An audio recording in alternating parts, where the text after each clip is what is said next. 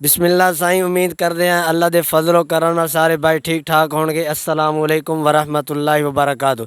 तुसी साडा YouTube channel वेखते पे हो हाफिज़ इफ्ताखार। असी फिर अज चाचे जी और मिलावांगे, कोई गौर की गल पुछांगे, कोई मज़े की गल पुछांगे, कोई सबक वाली गल पुछांगे, कोई जहन फ्रैश करने की गल पुछांगे। चाचे होर अज के लिए सुनाते ने।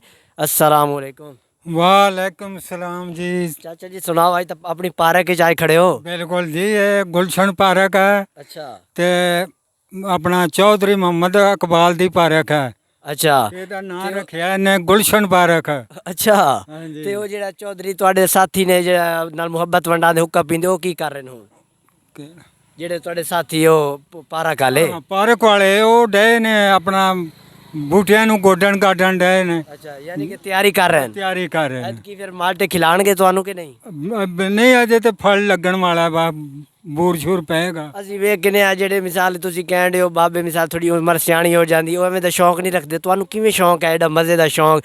ਮਿਸਾਲ ਕੇ ਤੌਰ ਗਰਮੀ ਹੈ, ਬੜਾ ਮਾਹੌਲ, ਠੰਡੀ ਹਵਾ, ਫਰੂਟ ਖਾਓਗੇ, ਕਿਵੇਂ ਸ਼ੌਂਕ ਆਇਆ? ਬਸ ਸ਼ੌਕ ਹੁਣ ਜਦੋਂ ਉਮਰ ਪਿਛਲੀ ਉਮਰ ਆਏ ਨਾ ਉਦੋਂ ਬੜੇ ਸ਼ੌਕ ਆ ਜਾਂਦੇ ਨੇ, ਅੱਛਾ ਕਿਉਂ ਕਰੀਬ ਹੁੰਦਾ ਨਾ ਬੰਦਾ ਮਰਨ ਦੇ, ਫਿਰ ਬਹੁਤੇ ਸ਼ੌਕ। ਯਾਦ ਆਜ ਤੇਰਾ ਕਿਤੇ ਬੱਚੇ ਯਾਦ ਕਰਨਗੇ, ਇਹੀ ਗੱਲ ਹੈ। ਗੱਲ ਕੁਛ ਨਹੀਂ।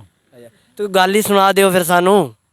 ਅੱਛਾ ਜੀ, ਇੱਕ ਹੀ ਨਾ ਜਲਾਇਆ ਅੱਛਾ ਜਿਹੜੇ ਹੁਣ ਹੰਸਾਰੀ ਲੋਕ ਆਂਦੇ ਨੇ, ਹੰਸਾਰੀ ਆ। ਅੱਛਾ ਪਹਿਲਾਂ ਲੋਕ ਆਂਦੇ ਹੁੰਦੇ ਹਨ ਇਹਨਾਂ ਨੂੰ ਜਲਾਏ, ਅੱਛਾ ਤੇ ਉਹ ਜਲਾਇਆਂ ਦਾ ਮੁੰਡਾ ਸੀ ਜਵਾਨ, ਅੱਛਾ ਸੋਹਣਾ ਜਵਾਨ ਸੀ, ਤੇ ਉਹਦੀ ਸ਼ਾਦੀ ਅੱਛਾ ਉਹਨਾਂ ਮਿਸ ਦਿੱਤੀ, ਸ਼ਾਦੀ ਉਹਦੀ ਹੋ ਗਈ। ਅੱਛਾ ਉਹਨੇ ਜੱਟਾਂ ਦੇ ਮੁੰਡੇ ਨੂੰ ਪੁੱਛਿਆ, ਬਈ ਯਾਰਾ ਤੇਰੀ ਜਦੋਂ ਸ਼ਾਦੀ ਹੋਈ ਸੀ ਤੂੰ ਕਿੱਥੇ ਸੁੱਤਾ ਹੈ? ਅੱਛਾ ਉਹਨੇ ਆਖਿਆ ਜੀ ਮੈਂ ਤੇ ਉਹ ਜਿਹੜੀ ਮੇਰੀ ਬੀਵੀ ਸੀ ਨਾ ਹਾਂ ਉਹਦਾ ਦੁਪੱਟਾ ਲੈ ਕੇ ਤੇ ਕੋਠੇ ਤੇ ਸੁੱਤਾ ਹਾਂ ਮੈਂ। ਅੱਛਾ ਉਹ ਕੋਠੇ ਤੇ ਉਹ ਮਿਸਾਲ ਦੁਪੱਟੇ 'ਚ ਹੀ ਰਾਤ ਕੱਢ ਛੜੀ। ਅੱਛਾ ਉਹ ਜਲਾਇਆ ਦਾ ਮੁੰਡਾ ਸੀ, ਉਹਦੇ ਦਿਨ ਹਪੋ ਮੰਗਦੇ, ਅੱਛਾ ਉਹ ਵੀ ਦੁਪੱਟੇ 'ਚ ਸੌਂ ਗਿਆ ਜੀ। ਅੱਛਾ ਆਪਣੀ ਬੀਵੀ ਦਾ ਦੁਪੱਟਾ ਲੈ ਕੇ ਤੇ ਸੌਂ ਗਿਆ। ਅੱਛਾ ਉਹ ਕੀ ਕੀਤਾ, ਸਵੇਰ ਉਹਦੀ ਸੱਸ ਆਂਦੀ ਆ ਆਪਣੀ ਕੁੜੀ ਨੂੰ, ਬਈ ਧੀਏ ਜਾ ਵੇਖ ਮੁੰਡਾ ਉੱਤੇ ਸੁੱਤਾ ਸੀ। ਅੱਛਾ ਤੇ ਉਹ ਜਦੋਂ ਪੌੜੀਆਂ ਉਦੋਂ ਕੱਚੀਆਂ ਹੁੰਦੀਆਂ ਹਨ, ਕੋਠੇ ਵੀ ਕੱਚੇ ਹੁੰਦੇ ਹਨ, ਅੱਛਾ ਤੇ ਉਹ ਤਾਂ ਚੜੀ ਨਾ ਤੇ ਉਹਦੇ ਮਾਰ ਕੇ ਤੇ ਦੰਦ ਵੀ ਤਾਂ ਨੂੰ ਅੱਛਾ ਬਾਹਰ ਨਿਕਲਿਆ ਹੈ। ਅੱਛਾ ਤੇ ਉਹ ਆਂਦੀ ਆ ਵੀ ਉਹ ਤੇ ਹੱਸਦਾ ਪਿਆ। ਅੱਛਾ ਉਹ ਤੇ ਮੇਰੇ ਵੱਲ ਵੇਖ ਕੇ ਤੇ ਹੱਸਣ ਡਿਆ। ਮੁਸਕਰਾਣ ਡਿਆ। ਆਹੋ। ਅੱਛਾ ਤੇ ਉਹਨੇ ਆਖਿਆ ਵੀ ਅਜੇ ਤੱਕ ਆਇਆ ਕਿਉਂ ਨਹੀਂ ਥੱਲੇ? ਆਹੋ, ਹੱਸੀ ਜਾਂਦਾ ਹੈ। ਆਹੋ, ਫਿਰ ਆਵਾਜ਼ ਮਾਰ ਕੇ ਲਿਆ। ਅੱਛਾ ਉਹਨੇ ਆਖਿਆ ਮਾਂ ਮੈਂ ਨਹੀਂ ਜਾਣਾ, ਜਾ ਵੇਖ ਤੂੰ, ਅੱਛਾ ਜਾ ਤੂੰ ਲਿਆ। ਉਹ ਗਈ ਤੇ ਜਾ ਕੇ ਉਹਨੇ ਵੇਖਿਆ ਅੱਛਾ ਤੇ ਉਹ ਮਰ ਗਿਆ। ਅੱਛਾ ਮਰ ਕੇ ਹੱਸੀ ਜਾਂਦਾ ਹੈ। ਆਹੋ ਮਰ ਗਿਆ ਹੈ ਤੇ ਦੰਦ ਬਾਹਰ ਨੂੰ ਨਿਕਲਾ ਹੈ। ਅੱਛਾ ਬਸ ਜੀ ਗੱਲ। ਦੇਖ ਲਓ ਜੀ, ਚਾਚੇ ਹੋਰੀ ਕੈਸੀ ਗੱਲ ਸੁਣਾਈਏ।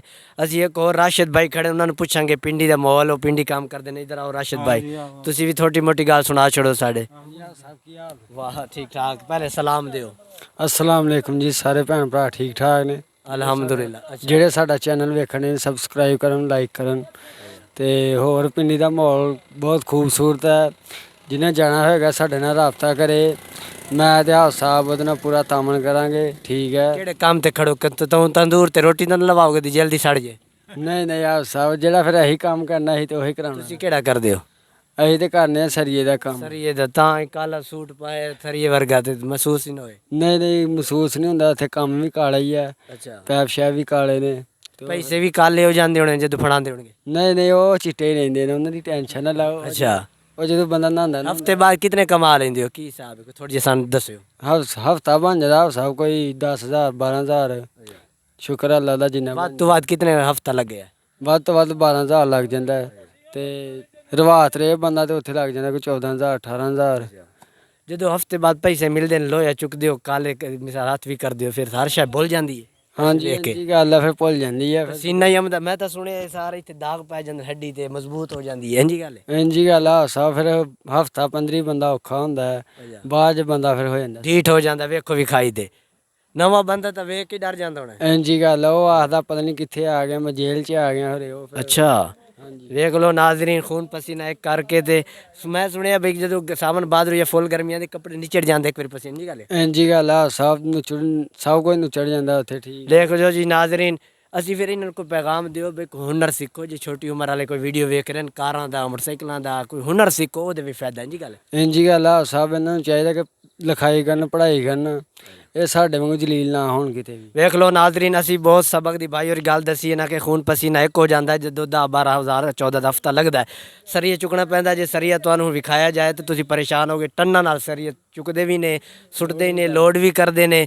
ਫਿਰ ਬਿਆਲ ਕੇ ਤੋਰ ਅੰਗਲਾ ਵੀ ਖਾਓ ਆਪਣੀ। ਵੇਖ ਲਓ ਜੀ, ਇਹ ਵੇਖ ਲਓ ਨਾਜ਼ਰੀਨ ਤੁਹਾਡੇ ਸਾਹਮਣੇ, ਇਹ ਤੁਹਾਡੇ ਅੱਗੇ ਅਪੀਲ ਹੈ ਜਿਹੜੀ ਛੋਟੀ ਉਮਰ ਦੇ ਨੇ ਨਾ, ਛੋਟੀ ਉਮਰ ਦੀ ਨੇ ਨਾ, ਉਹ ਹੁਨਰ ਸਿੱਖਣ, ਆਪਣੀ ਉਮਰ ਜ਼ਾਇਆ ਨਾ ਕਰਨ। ਜਦੋਂ 22 ਸਾਲ ਉਮਰ ਹੋ ਜਾਂਦੀ ਹੈ ਫਿਰ ਘਰ ਦੇ ਕਹਿੰਦੇ ਨੇ ਐਮਰਜੈਂਸੀ, ਉਹ ਕਹਿੰਦੇ ਜਾਓ ਕਿਧਰੋਂ ਨਾ ਕਿਧਰੋਂ ਕਮਾਓ, ਫਿਰ ਐਮਰਜੈਂਸੀ ਮਜ਼ਦੂਰੀ ਕਰਨੀ ਪੈਂਦੀ ਹੈ। ਅਗਰ ਹੁਨਰ ਹੋਏਗਾ ਨਾ, ਬੰਦਾ ਅਗਰ ਵੇਖੇ ਪਹਿਲੇ ਪੜ੍ਹਾਈ ਮੁਕੰਮਲ ਕਰੇ, ਪਹਿਲੇ ਕੋਸ਼ਿਸ਼ ਕਰੇ ਪੜ੍ਹਾਈ ਲਿਖਾਈ ਮਾਸਟਰ ਬਣੇ, ਡਾਕਟਰ ਬਣੇ, ਇੰਜੀਨੀਅਰ ਬਣੇ।